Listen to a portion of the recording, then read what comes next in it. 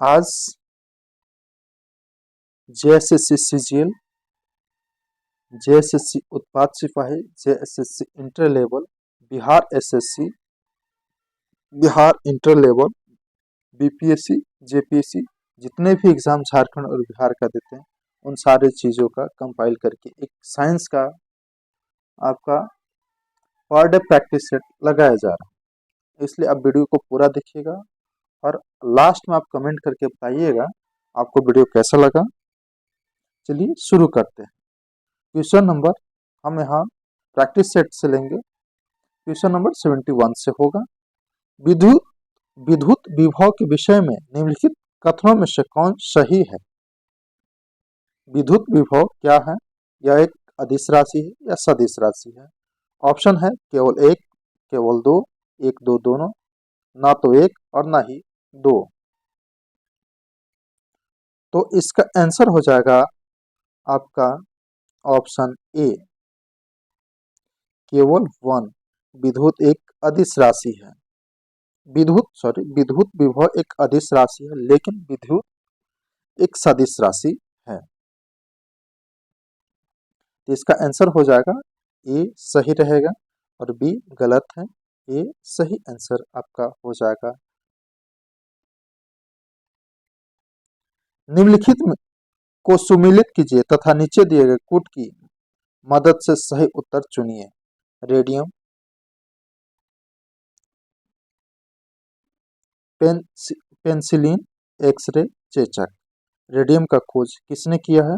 Radium का खोज madam Curie ने किया है। तो रेडियम का किस में जाएगा? मैडम क्यूरी में। पेंसिलिन का खोज किसने किया है? अलेक्जेंडर फ्लेमिंग ने। कौन किए हैं? अलेक्जेंडर फ्लेमिंग ने। एक्सरे का खोज कौन किए हैं? डब्ल्यू के रोनजेन ने किए हैं और चेचक एडवर्ड जेनर ने किए हैं। इसलिए आपको ऑप्शन ए सही उत्तर हो जाएगा। इसलिए यहाँ पे यह कूट में ऑप्शन ए सही उत्तर हो जाएगा। चलिए आगे देखते हैं। दृश्य स्पेक्ट्रम के तरंग दैर्ध्य की सीमा क्या है? दृश्य स्पेक्ट्रम के तरंग दैर्ध्य की सीमा क्या है?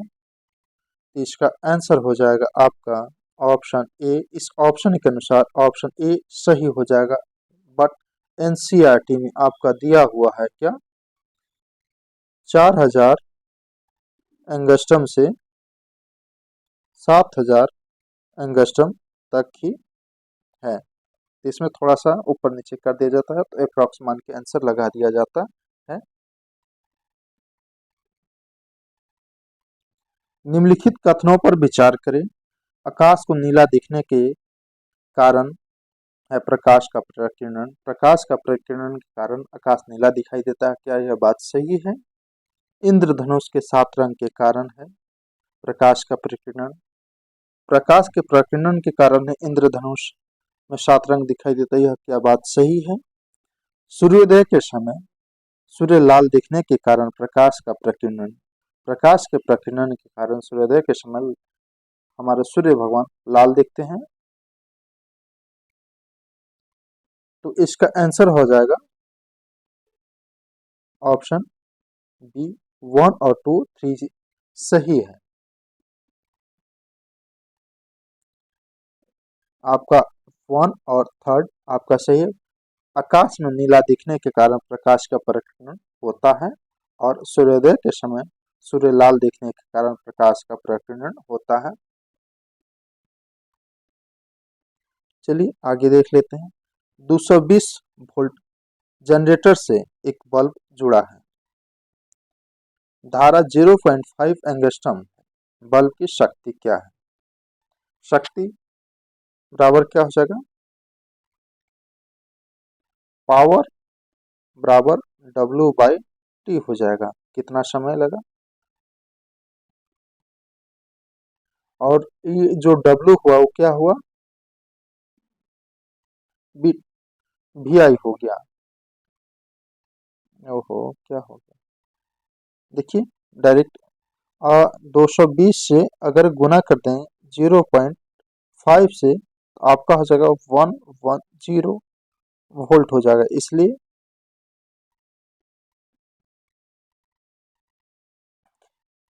वाट हो जाएगा, इसलिए आपका ऑप्शन ए सही उत्तर हो जाएगा। कैमरा के सामने थोड़ा सा नर्वसनेस फील आने लगता है, जब कैमरा फेस करने लगेगा तो ऑटोमेटिक ठीक हो जाता है। चलिए आगे देखते हैं। सूची 1 को सूची 2 के 2 से सुमिलित कीजिए तथा नीचे दिए गए कूट की सहायता से सही उत्तर का चयन कीजिए। हम अपनी गलती को खुद एक्सेप्ट करने का रखते हैं। सेल्फी लैंप, एक्स किरण, रेडियो, टाइपराइटर। सेल्फी लैंप इनका हो जाएगा डेबी। सेल्फी लैंप का कौन हो जाएंगे? डेबी। एक्स किरण का हो जाएंगे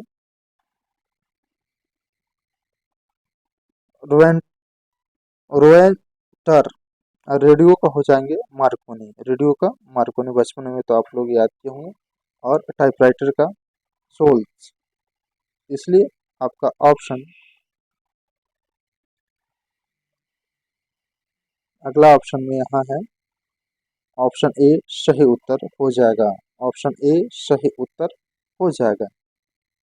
चलिए आगे देखते हैं। पॉस्चराइजेशन वह प्रक्रिया है जिसमें दूध को बहुत कम तापमान पर 24 घंटे तक रखा जाता है, दूध को 8 घंटे तक गर्म किया जाता है, दूध को पहले बहुत देर तक गर्म किया जाता है और एक निश्चित समय में अचानक ठंडा कर लिया जाता है। उपयुक्त में से कोई सही नहीं है।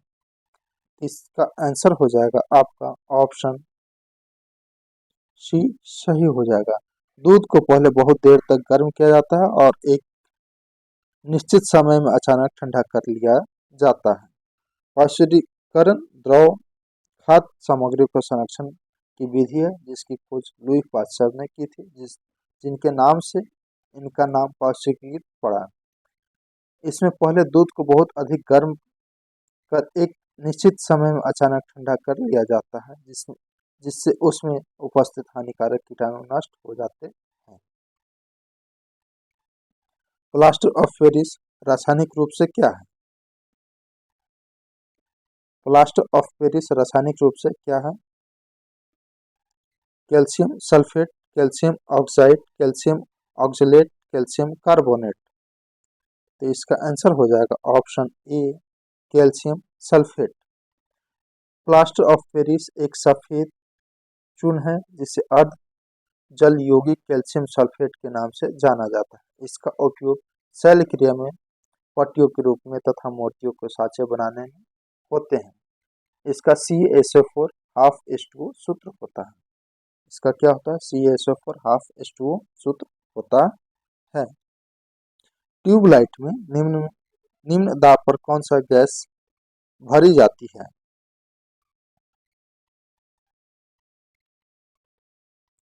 ट्यूबलाइट के अंदर निम्न दाब पर अक्रिय गैस निर्यात और आर्गन के कुछ पारे की वाष्प के साथ भरा जाता है। इसलिए ऑप्शन ए सही हो जाएगा। नियॉन और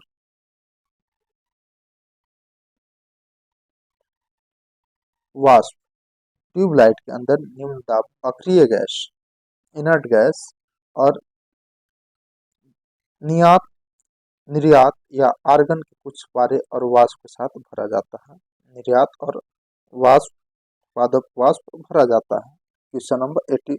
सूची 1 को सूची 2 से सुमिलित कीजिए तथा नीचे दिए गए कूट की सहायता से सही उत्तर का चयन कीजिए।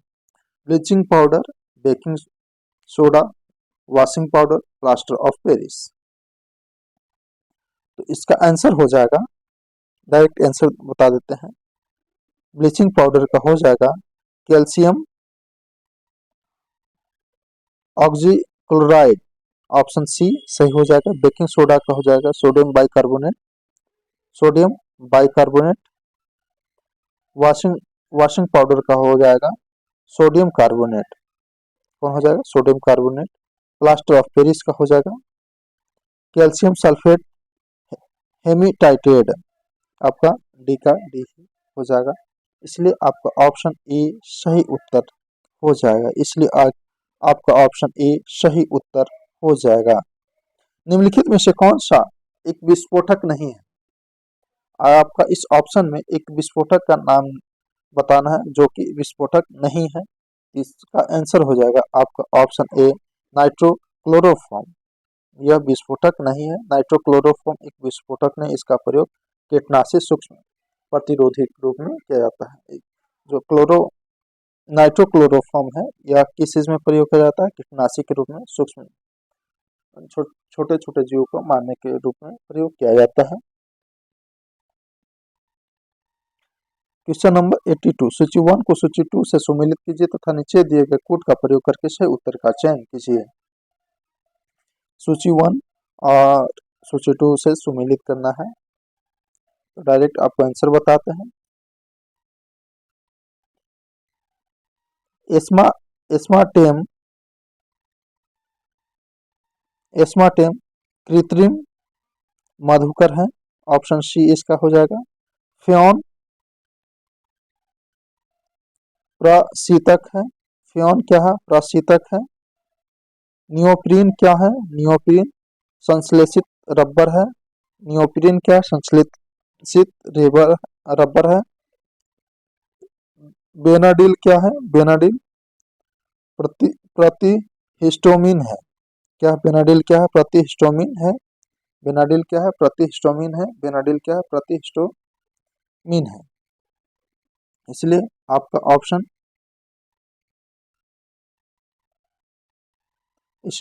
ऑप्शन सी सही हो जाएगा।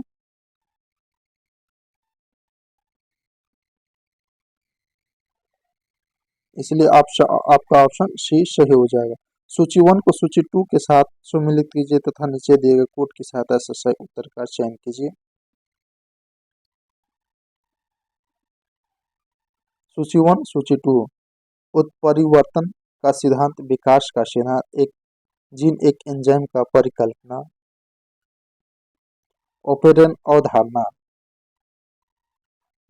उत्परिवर्तन का सिद्धांत ह्यूंगडी ब्रिज उत्परिवर्तन का सिद्धांत। विकास का सिद्धांत डार्विन का सिद्धांत बहुत फेमस है, बहुत ही क्वेश्चन में आता है। विकास का सिद्धांत कौन दिया है या डार्विन का सिद्धांत क्या है, ये बहुत आता है, सभी एग्जाम में लगभग आ जाते हैं। एक जीन एक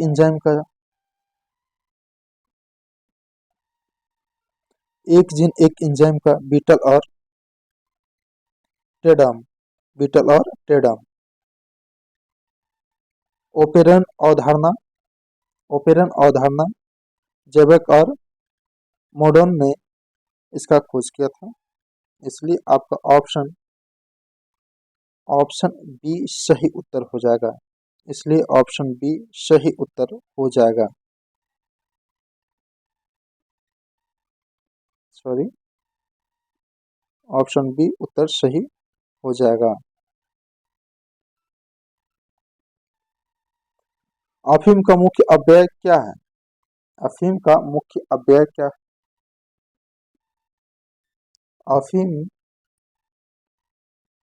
मॉर्फिन है, हेरोइन है, एटोपिन है, क्विनीन है। आप गलत जगह जा रहा मे भी है, जहां तक हमें लग रहा है यह आंसर आपका नहीं होगा।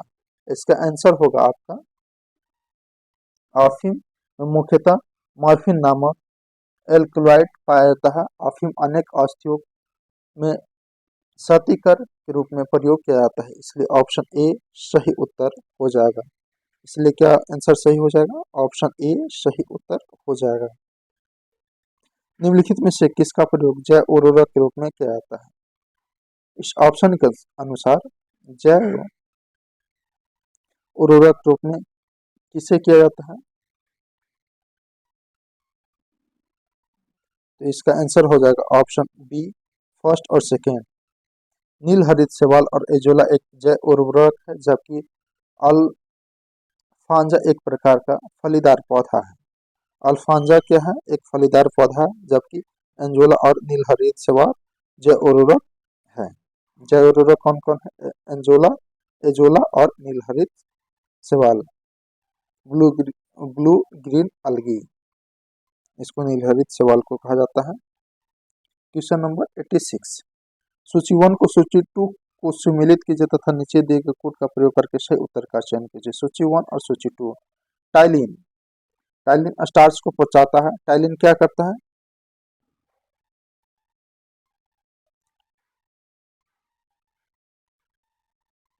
टाइलिन क्या करता है? टाइलिन स्टार्च को पचाता है। पेप्सिन क्या करता है? प्रोटीन को पचाता है। पेप्सिन पीपी, पेप्सिन प्रोटीन को पचाता है। पीपी पेप्सिन प्रोटीन को पचाता है। और रेनिन रक्त, रेनिन रक्त में एंजियोटेंसिनोमेन और ऑप्शन ए सही हो जाएगा। और ऑक्सीटोसिन, हिंदी इतना भी टफ कहीं कहीं हो जाता है, इससे अच्छा तो इंग्लिश ही रहता है। ऑक्सीटोसिन मौद्रित पेशियों में सिकुड़न प्रेरित करता है। ऑक्सीटोसिन जैसे पेशियों के सिकुड़न को प्रेरित करता है, इसलिए आपका ऑप्शन ए सही उत्तर हो जाएगा। ऑप्शन ए सही उत्तर हो जाएगा। चलिए आज अब 4 क्वेश्चन बचा है। हमारे शरीर में रक्त का दाब होता है, हमारे शरीर में रक्त का दाब वायुमंडलीय से अधिक होता है, इसलिए ऑप्शन बी सही उत्तर हो जाएगा। इसलिए ऑप्शन बी सही हो जाता है। हमारे शरीर में रक्त का दाब वायुमंडलीय दाब से अधिक होता है। किसी डॉक्टर द्वारा मापा गया रक्तचाप वायुमंडलीय दाब के सापेक्ष होता है। यदि रक्तचाप 120 mmHg है तो इसका अर्थ है कि यह दाब वायुमंडलीय दाब से 120 mmHg अधिक होता है। माँ और शिशु के बीच गले लगना या चूमना निम्न हार्मोन में किसको मोचन को प्रेरित करता है? इससे माँ को गले लगने से माँ के शरीर से ऑक्सीटोसिन नामक हार्मोन रिलीज होता है, इसलिए ऑप्शन डी सही हो जाएगा। माँ और शिशु के बीच गले लगना या चूमना तथा शिशु की देखभाल की भावनाओं में ऑक्सीटोसिन नामक हार्मोन प्रेरित करता है। समुद्री घास निम्नलिखित तत्वों का मुख्य और महत्वपूर्ण स्रोत है। समुद्री घास में क्या सबसे अधिक पाया जाता है? यह आयोडीन का बात कर रहा है। आयोडीन एक सबसे महत्वपूर्ण तथा सबसे प्रमुख स्रोत समुद्री घास है, जैसे केल्प, नेरी। नाम क्या है? केल्प और नेरी। आज का लास्ट क्वेश्चन। अगर वीडियो आपको अच्छा लग रहा होगा तो वीडियो को लाइक कीजिएगा, दूसरों के साथ शेयर करने का प्रयास कीजिएगा। आपको जैसा भी वीडियो लगे, जो भी इम्प्रूवमेंट चाहिए, आप कमेंट करके जरूर बताइएगा। कमेंट करने से होता क्या है कि आपका प्यार मुझे पता चलता है कि आप कितना सीरियसनेस से देख रहे हैं। उससे थोड़ा सा हमें एनर्जी मिलता है कि हाँ नहीं और अच्छा करेंगे तो व्यूअर्स को और अच्छा लाभ मिलेगा। चलिए, निम्न से कौन सा आनुवांशिक अवस्था नहीं है? इसमें आनुवांशिक अवस्था कौन नहीं है? ऑप्शन सी सही हो जाएगा। हीमोफीलिया, डाउन सिंड्रोम तथा दत्त कोशिका अरक्ता आनुवांशिक अवस्था है, जबकि इरिबेटुल बाउल सिंड्रोम आनुवांशिक अवस्था नहीं है। इसी के साथ इस वीडियो को समाप्त करते हैं। जय हिंद।